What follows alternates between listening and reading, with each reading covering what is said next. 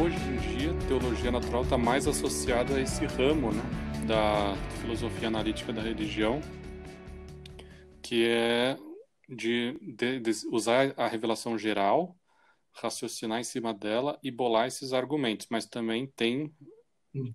tem um valor pessoal para cada indivíduo. E também tem perspectivas diferentes, que, por exemplo, tem gente que divide entre o uso clássico, que é a forma como é usado na apologética clássica, e a Uhum. forma como é usado na pressuposicionalista. Uhum. Você tem alguma coisa a dizer sobre o uso clássico?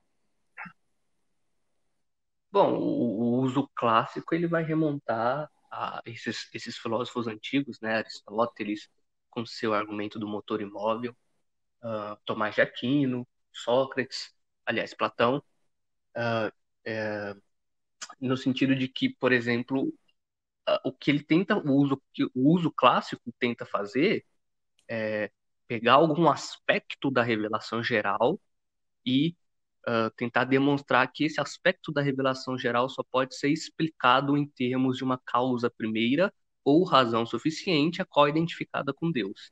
Então, ou não necessariamente só causa primeira ou razão suficiente, mas qualquer aspecto da revelação geral que, em análise última, ele tenta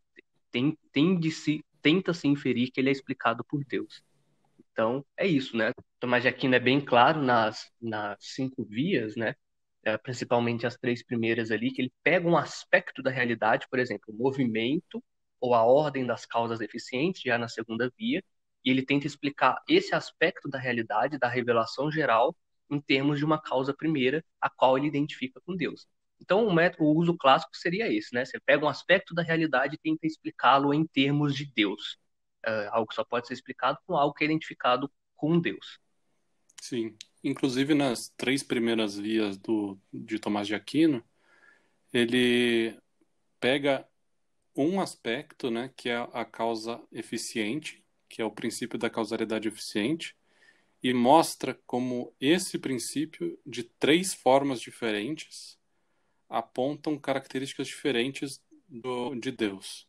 Então, na primeira via, ele vai usar a causa eficiente para falar sobre como todo movimento possui um motor, na segunda, como toda a existência possui uma causa, e na terceira, ele vai falar sobre a geração e corrupção das coisas. Né?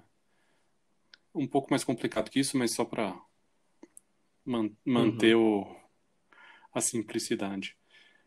Só que esse não é o único uso da teologia natural no meio cristão. Também tem o uso pressuposicionalista, que é o próprio Cornelius Van Til usava de alguma forma a teologia natural. Ele não era contra o uso de argumentos e evidências.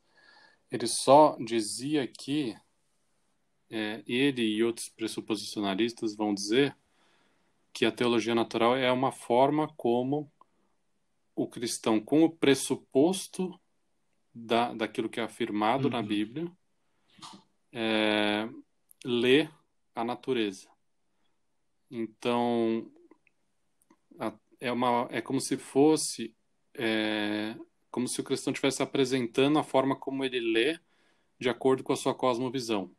Então, eu tenho o argumento cosmológico Kalam e eu vou usar ele de uma perspectiva pressuposicionalista. Não é um argumento que conclui Deus. É um argumento que só uhum, funciona se eu pressupor o Deus cristão. uhum, Então, é uma forma um pouco diferente quando é usado na apologética pressuposicionalista.